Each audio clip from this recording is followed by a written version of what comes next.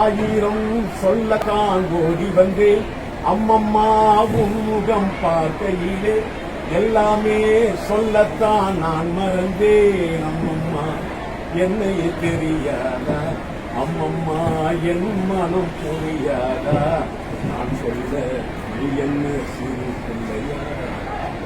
அம்மம்மாவும் திருக்கோவிலே பள்ளி பருவத்திலே நான் படிக்க வழியில்லையே, திரிகையிலே என்னை அடக்கவும் இல்லையே.